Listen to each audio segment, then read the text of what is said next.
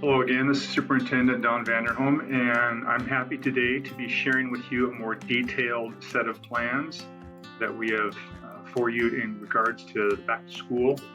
And these plans will include more information on what distance learning is going to look like, as well as the orientation. I know those are a couple of big questions that are out there in your minds. So we've chosen to put all that information into our back to school mailer this year, which is going to look a little different than it has in the past. So I'm going to just do a quick preview with you of that mailer. I'm not going to go through every single page and explain it all, but I want you to know this mailer is at the printers right now. It should be in your mailboxes next Monday or Tuesday. And the online version of this is available today on our website. So you can actually go in here and look at it. You don't have to wait for next week if you want to get on the website and check it out. So in addition to some of the usual welcome back items and calendar, we get right into a little bit what this year looks like and some of the different aspects of remote learning and preparing for the year. And one of the things we want to highlight is that for those of you who are wanting to homeschool your child this year, you want to have them with you all year, we've got a solution for you through our remote learning option. We can get you signed up and registered, and that is available to you through us at no cost. So information on how to register this year, some new information there available, as well as distance learning information. I'm going to cover this slide a little more detail here in just a little bit. There's information on how we're going to move forward with standards-based grading here in the cooperative schools, which was an emphasis last spring. And this explains the policy that we're going to be working with. Those same numerical values we have used in the grade schools will continue of 4-3-2-1, and then we'll continue to have letter grades at the high school, but you'll notice there's no longer a D in the grading system. That's to match up with those 4-3-2-1 standards of exceeding, meeting, approaching, or not there yet, insufficient evidence for that F incomplete score. So you still have letter grades in Skyward. 80% of the overall grade will be based on standard bearing assessments, projects, and assignments, with 20% of the overall grade based on those performance expectations. Things like extra credit are no longer an option because it's not a standard. It's not assessing anything that necessarily has to do with learning. So we'll have more information coming on that as you need to have it from your building principals. We're going to let you know we're moving forward and excited about that. And then just highlight the major parts of our opening plan with quite a bit of information more focused on the learning piece. And then, as I mentioned, distance learning. This is where we cover quite a bit of information. In general, just explaining the certain components of distance learning, an overview, a visual overview of what that orientation is going to look like for you to prepare for distance learning, explanation of what the hybrid flex schedule looks like. And with hybrid, there's kind of a couple different terms we have to think of. We think of hybrid learning where you have an option to choose to either be on campus once campus is open, or be in distance learning and on campus if you want to have that option, or to choose remote learning. So that's a hybrid option. And then there's the hybrid flex schedule, which is this 4 days all day and Fridays in distance learning. So when you hear the word hybrid, you'll hear it used a couple different ways, and I just wanted to explain that to you and let you know what we're talking about. And I'm going to talk about this slide a little bit more as well. It covers some of those areas again. And then you'll get into the actual elementary, middle, high school level distance learning plans. And I think you'll find quite a bit of information here that'll be helpful to you. And there's also, maybe it's a good place to pause and let you know that principals and their teams are also just finalizing the orientation schedules and information that goes with that. And that should be hitting you Monday. It should be posted on different school social media pages, and letters be mailed out. So after we finish up with the learning plans, we have our different look at athletics this year, certainly from our athletic director, and you'll want to check that out.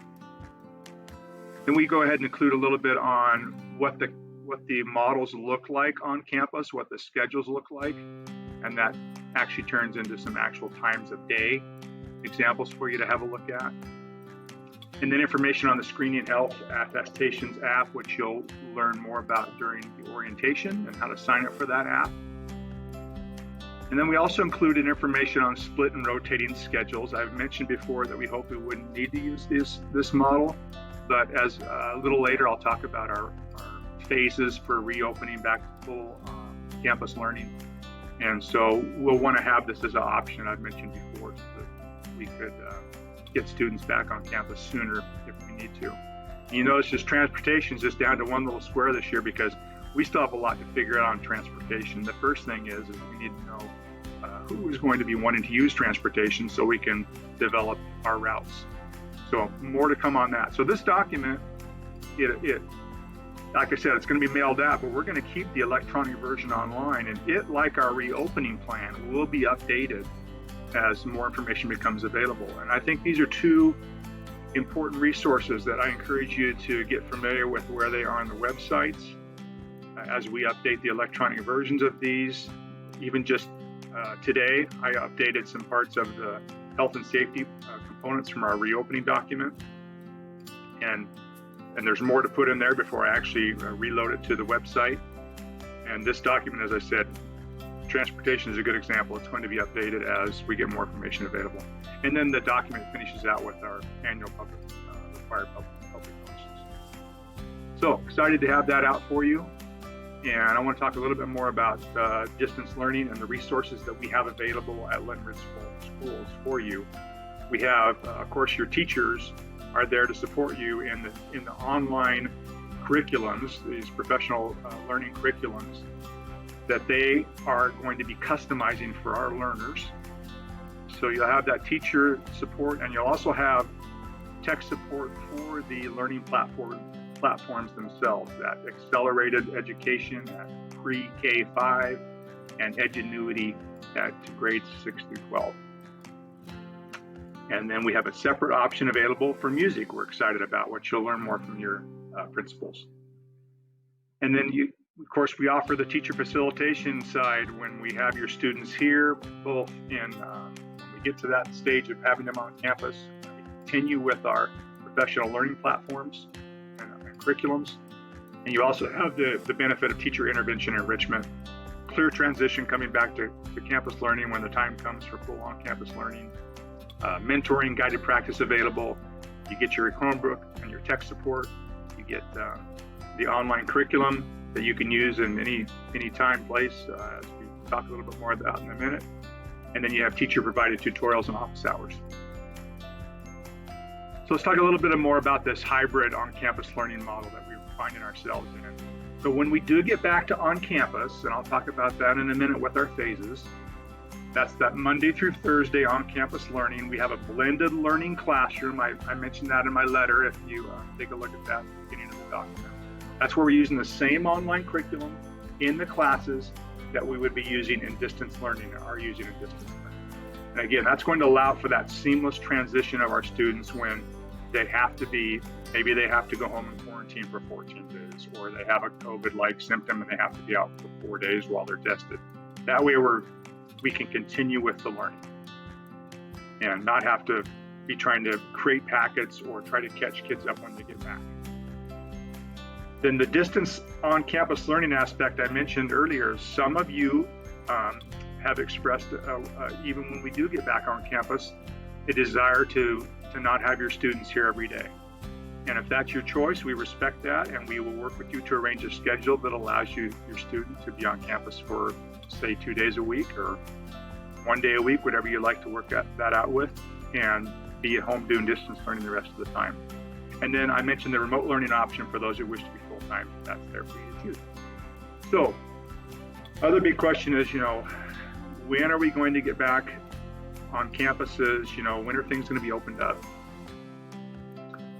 So, just this week, we received more information from our Adams County Health Department, and they sent us some valuable resources on metrics that would trigger different stages of phases of reopening our schools. So, we put together this metric, and like everything I'm sharing today, I'd have to use the disclaimer, and maybe it's subject to change. I hope we don't have to change, but we're not in control of these health metrics.